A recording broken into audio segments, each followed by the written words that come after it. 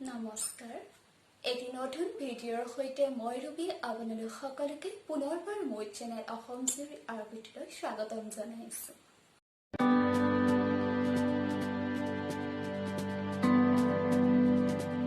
ভিডিঅ'টোত মই আপোনালোকক কম how to construct a kurti and the ways of styling. তেনেহ'লে আৰু বেছি পলম নকৰাকৈ বলকচোন ভিডিঅ'টো ষ্টাৰ্ট কৰোঁ। মই আগতে ভিডিঅ'বিলাকত কৈছোঁৱে যে গাৰ্মেণ্ট এটা কনষ্ট্ৰাক্ট কৰোঁতে আমাৰ প্ৰথম কথাটো আহি পৰে যে আমি সেই গাৰ্মেণ্টৰ এটা স্কেটছ বনাব লাগে, আৰু যিহেতু এইটো এটা মোৰ কুৰ্তি কনষ্ট্ৰাকশ্যনৰ প্ৰজেক্ট আছিল, সেয়েহে মোৰ স্কেটছটো আছিল এনেধৰণৰ। এই স্কেটছটো মই কুৰ্তিটো দুটা ভাগত ভগাইছিলোঁ। প্ৰথমটো হৈছে আপাৰ পাৰ্ট আৰু লোৱাৰ পাৰ্ট হিচাপে, আৰু লোৱাৰ পাৰ্টটোত মোৰ গেডাৰ নাই বা প্লিটছটো নাই, জাষ্ট নৰ্মেল আমব্ৰেলা কাটত কাটিছিলোঁ মই তলটো। ওপৰটোৰ কাৰণে মই ইয়াতে চাইনিজ কলাৰ দিছিলোঁ আৰু ইয়াতে 2 পিচ প্লেকেট ইউজ কৰিছিলোঁ, আৰু স্লিভছৰ কাৰণে 3/4 স্লিভ ইউজ কৰি মই স্কেটছটো বনাইছিলোঁ। আৰু মই ভাবিছিলোঁ মোৰ কুৰ্তিটো এনেকৈয়ে বনাম।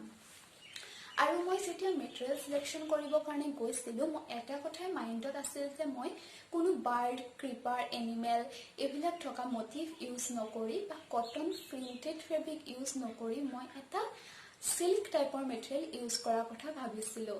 আৰু সেয়েহে মই এটা আৰ্ট চিল্কৰ ফেব্ৰিক কিনিলোঁ, যোনটো কালাৰটো চাটল, আৰু তাত মই ক্ৰীম কালাৰৰ ফেব্ৰিকটো কিনিলোঁ। মোৰ ফেব্ৰিকটো আছিল এনেধৰণৰ।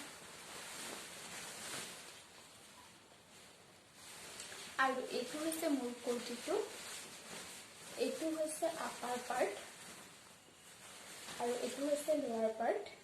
ইয়াতে কোনো গেডাৰ নাই বা প্লিটছ নাই, একো নাই, জাষ্ট নৰ্মেল আমব্ৰেলা কাটত কাটিছিলোঁ মই। আৰু এইটো 2 পিচ প্লেকেট, আৰু এইটো ক্লোজাৰৰ কাৰণে মই হুক এণ্ড আই ইউজ কৰিছোঁ। আৰু ইয়াতে মই ডেকৰেটিভ পাৰ্পাজৰ কাৰণে মেৰুন কালাৰৰ বাটন ইউজ কৰি আছোঁ। আৰু স্লিভটো হৈছে 3/4, আৰু মোৰ ফাইনেল কুৰ্তিটো এইটো হ'ল।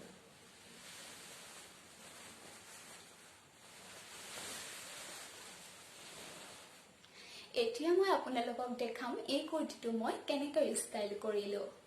তেনেহ'লে বলকচোন চাওঁ। মই কুৰ্তিটো কেনেদৰে ষ্টাইল কৰিলোঁ সেইটো দেখুৱাৰ আগত মই ভাবিলোঁ আপোনালোকক কেইটামান কথা কৈ লওঁ। সেইটো হৈছে এই কুৰ্তিটোৰ মেইন হাইলাইটটো হৈছে মই তলৰ ঘেৰটোৰ কাৰণে হৰ্চেয়াৰ ব্ৰেড যিটো কয় সেই ট্ৰিমিংটো ইউজ কৰিছিলোঁ, যাতে মোৰ কুৰ্তিটোৱে এটা ফুলা লুক এটা দিয়ে, যাতে অনাৰকলি ঘেৰ টাইপৰ এটা আহে। আৰু আৰ্ট চিল্ক মেটেৰিয়েলটো যিহেতু গৰম হয়, আৰু সেয়েহে মই যাতে এইটো গৰম দিনতো পিন্ধিব পাৰোঁ, সেইকাৰণে মই ইয়াৰ লাইনিংটো কটন লৈছিলোঁ, অৰ্থাৎ পপলিন লাইনিং। এতিয়া বলকচোন চাই লওঁ মই এই কুৰ্তিটো কেনেধৰণে ষ্টাইল কৰিলোঁ।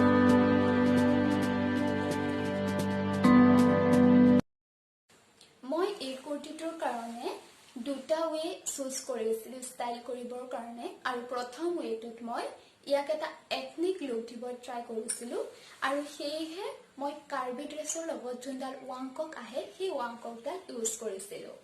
আৰু মোৰ ৱাংককডাল আছিল এনেকুৱা।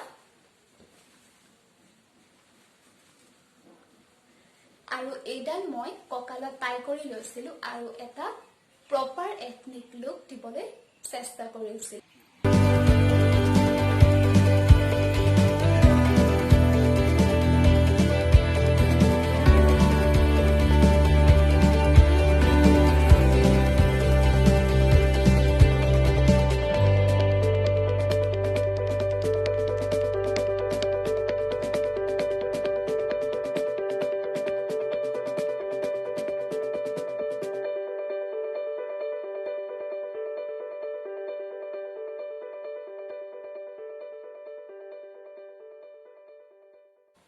আপোনালোকে লুকটো চাই কেনেকুৱা পালে মোক কমেণ্ট কৰি নিশ্চয় জনাব।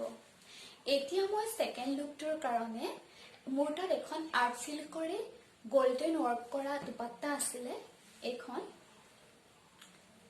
মই এইখনকে লেংথ ৱাইজ ৰাইট চাইডত পেলাই লৈছিলোঁ, আৰু মই নিজে বনোৱা বেল্ট এডালত ইয়াক টাই কৰি লৈছিলোঁ।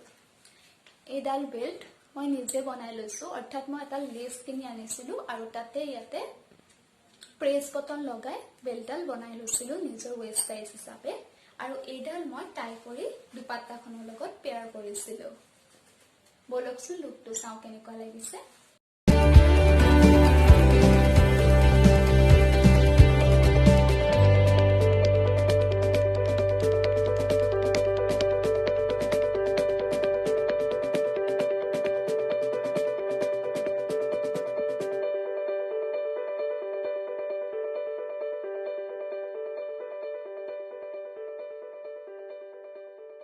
এইটো লুকো কেনেকুৱা লাগিল আপোনালোকে মোক কমেন্ট কৰি জনাবলৈ নাপাহৰিব আশা কৰো আপোনালোকে ভিডিঅ'টো চাই ভাল পাইছে তেনেহলে আৰু বেছি দীঘলীয়া নকৰো আকৌ এটি নতুন ভিডিঅ'ৰ সৈতে পুনৰ লগ পোৱাৰ আশাৰে আজিলৈ আহিছো ধন্যবাদ